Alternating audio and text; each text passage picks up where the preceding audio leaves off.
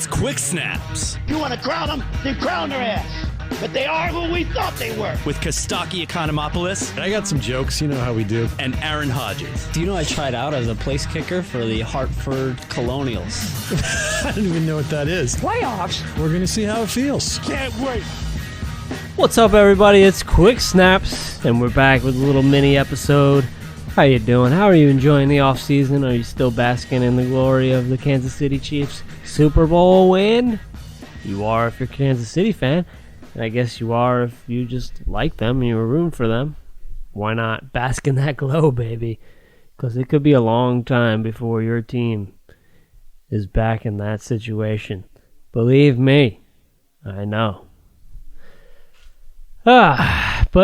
Just wanted to give you a little bit of a mini episode and offer up another little piece that we got while we were down in Miami for the Super Bowl Radio Row. We talked to a very interesting character who Kostaki is just in love with, and I was meeting him for the first time, and I fell in love as well. His name is Mark Schlereth, former offensive lineman. He was drafted by the Washington Redskins in the 10th round, a round that doesn't even exist anymore. He was drafted by them in the 10th round, played for them for 6 years, and then played for the Denver Broncos for another 6 years. So a 10th round draft pick lasted 12 years in the NFL. Pretty impressive. There must be something to this guy. Well, he's a very successful broadcaster now, and you'll see why. He's got the chops. Very fun conversation that we had with him down in Radio Row. Hopefully everybody has received their t-shirts. If you're inside the huddle for Patreon, patreon.com/quicksnaps. And the winner of the custom jersey, Dave B., should be receiving his on Thursday, according to my tracking number from FedEx. If you want to know, he's a 49ers fan, so he is not basking in a glow, but he did get his number 17 jersey with his last name on the back. So, pretty sweet. Me thinks he'll be pretty happy with the jersey. So, there it is. There's all the year-end wrapping up business with the Patreon. Let us know if you haven't received your t-shirt, if you think you should have received a t-shirt. quicksnapshow@gmail.com. Try to hit up some people on Patreon. I haven't heard back from them. So if you're listening, there might be a message waiting for you in Patreon. Let me know. All right, a little background for you, and then we'll get to it. Mark Schlereth. I was hung up in the credential line because it started to get a little bit busier towards the end of the week, and took me longer. I had all the equipment, but Kostaki had to start the interview with his phone. So you'll notice it sounds a little different, but I think it actually sounds all right. He's a really sharp guy. Got some opinions on what position breeds the most intelligent players. I bet you can guess which way he sways. We're going to talk to you for 15 seconds. Okay. Hey, Schlereth. Hey, man. Yeah. Yeah. Good to see you. Come sit. Yep. Have a seat. He does a podcast. Oh, okay, great. Quick Snaps. Okay, I love it. My partner with the fancy equipment got hung up in credentials. So yeah, that's all right. I was hung up there because luckily I came in because I came in Monday night, so they were closed. And so I came in to get my credential, and they weren't open till 8. My show starts at 8. And then the head PR guy of the Ravens walked by, Chad Steele. He goes, "Oh, what are you doing?" I go, "I'm just waiting." He goes, "Oh, come on in." He took me in there at 7:15 or whatever. So it's good to know people. Yeah, absolutely. So we have Mark Schlereth here on Quick Snaps, one of my favorite broadcasters. Honestly, I'm a big fan. I appreciate that. That's kind. I watched you do some stuff, obviously on TV, but I saw you at some prior Super Bowls walking around, and I watched you. You got chops, man. You're really good at what you do. I appreciate that. Yeah, you know what? I think part of that was because as an offensive lineman for the Denver Broncos, we were never allowed to talk. So you saved it all up? Yeah, I had 6 years of never saying anything, so I had all this stuff I had to spew out. And like my wife used to go, I think she liked me better when I didn't talk. She goes, "Now you won't shut up. You're always in trouble." Like I'm always, because I get in trouble with the Broncos. They get mad at me because I'm honest, I'm like, I'm sorry for being so honest. I always look at it like, if you're mad at me for telling you the truth, then I'm a better friend to you than you are to me. So, whatever. You know what? They're mad. They'll get over it. All right, this is my partner, Aaron, by the way. Aaron, how are you, brother? Good. Sorry for being late. That's okay. So one of my questions, you were drafted in the 10th round, is that right? Yeah. And you obviously proved to be more worthy than a 10th round pick. Why do they, as an outsider, as a casual fan, why aren't they better at making selections? It seems like it's a 50-50. Is it that hard to decide who might be good someday? It is a 50-50. It is a crapshoot. Some of these draft nick guys, that talk about, sand in your pants and good hip movement and, and all these stupid draft terms that they use. Ultimately, the easiest thing to quantify is athleticism. Right? And I always say that football is not hard for football players. It's exceptionally hard for athletes. Really? Yeah. I mean, just because you're a really good athlete doesn't make you a really good football player. The physicalness, right? The toughness of it. Is that what it is? Yeah. There's the toughness aspect of it. Like, one, you got to be touched by the hand of God to be athletic enough to play at that level. But you literally have to be, stupid, from the standpoint of disregard for your own well-being and your own health and all that kind of thing. And there's a toughness level that you have to be able to play, especially at that level. And there's a mentality, when all of a sudden, a lot of guys will come from big schools where they're really never challenged. Like, they line up against the guy they line up against, they're a lot better than throughout their whole career. Maybe once or twice during a season that they're actually challenged. But you get in the NFL and every week you're challenged. Every week the guy that you play against is a professional freaking athlete, right? Right. And so there's some guys that can't handle that. There's some guys, and you're going to get your ass kicked. There's going to be some failure along the way. How do you bounce back from that? Especially a guy that's never had that challenge. Like, if you've gone through your whole high school career and your whole college career without getting your ass kicked, and then all of a sudden you get in the NFL and you get your ass kicked, right? Like, you either respond to it or you shrivel up like a flower in the summer heat. So there's a lot of things going on to that. But back to the original question, I think it's easy to quantify athleticism. 40 times, vertical jumps, and all that stuff. Right. It's harder to quantify what a guy is and what he's going to be as a football player. Right. And more film study, I think, has to be. You have to delve into more of that, but it is an inexact science at best. Of course. Is it a lot more of it personality driven, the kind of person you are, whether you run with a crowd that's questionable and whether you crumble under pressure? Is there? Right. How do you quantify that? Personality test. What do you do to try to figure that out? I think I've always said, hey, quit going to coaches and talking to coaches. Swing over to the cafeteria and talk to the lunch lady.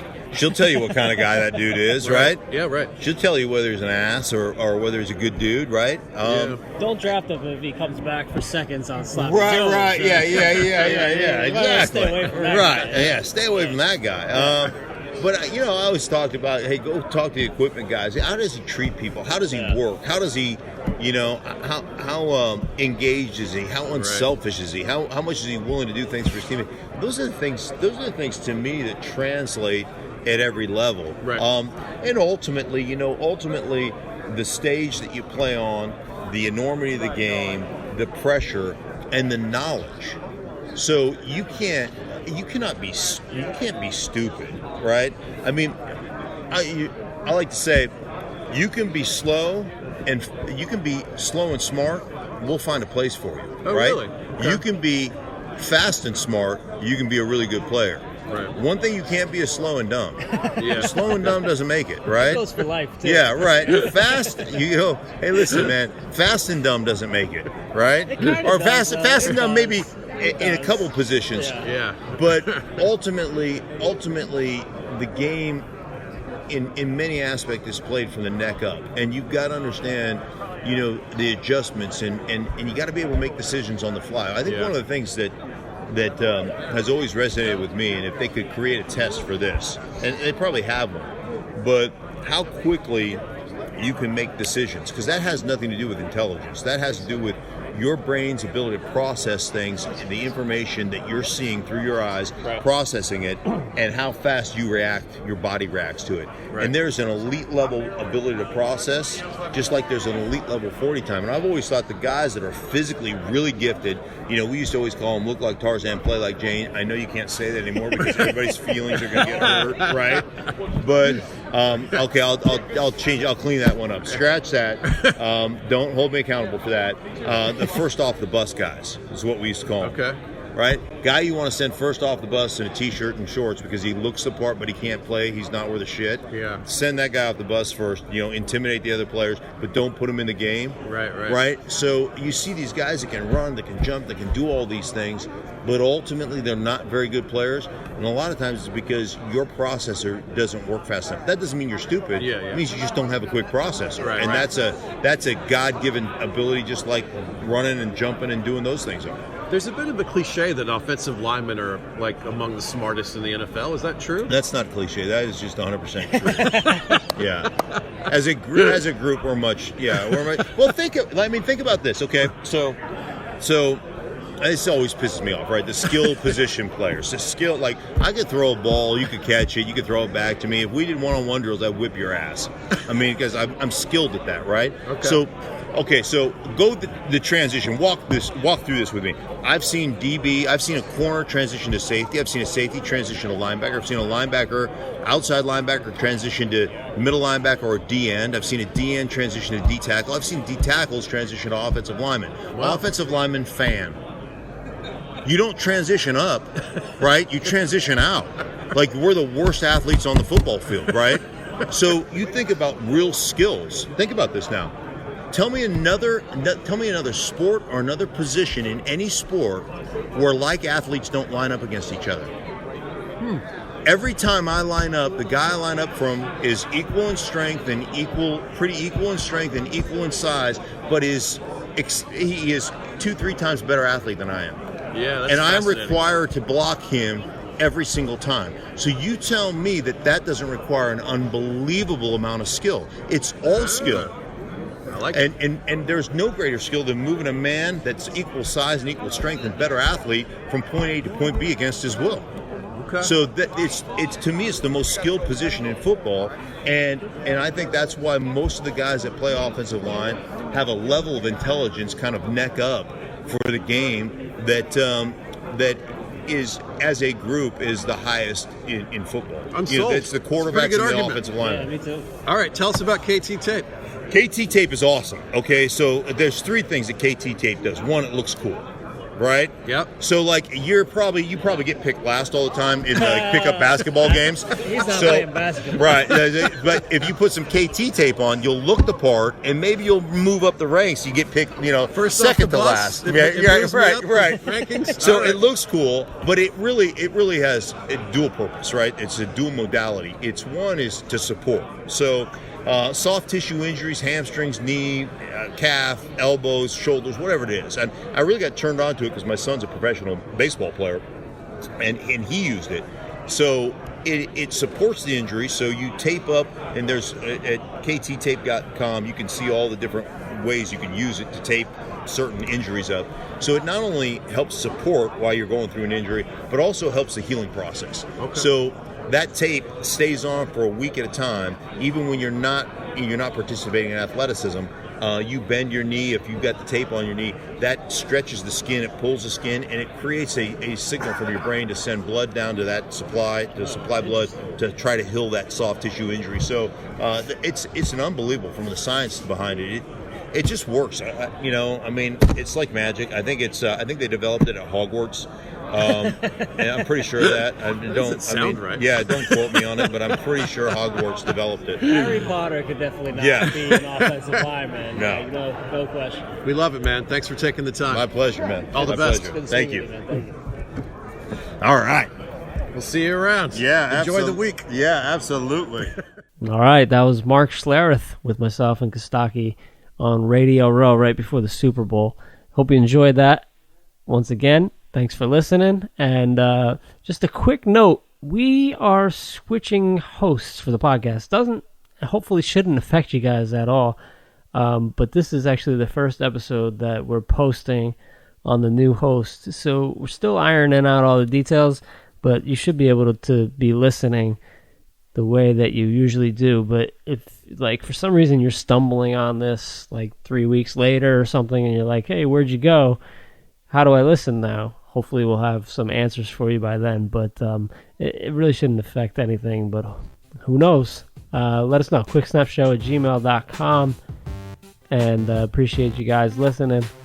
Tell a friend to tune in. We need to show these new hosts that we have some listening power. So let's put all the power behind the quick snaps, the quick snappers. Let's put it all behind. Just tell a friend to listen to the podcast and subscribe. Appreciate y'all. And we will talk to you very soon.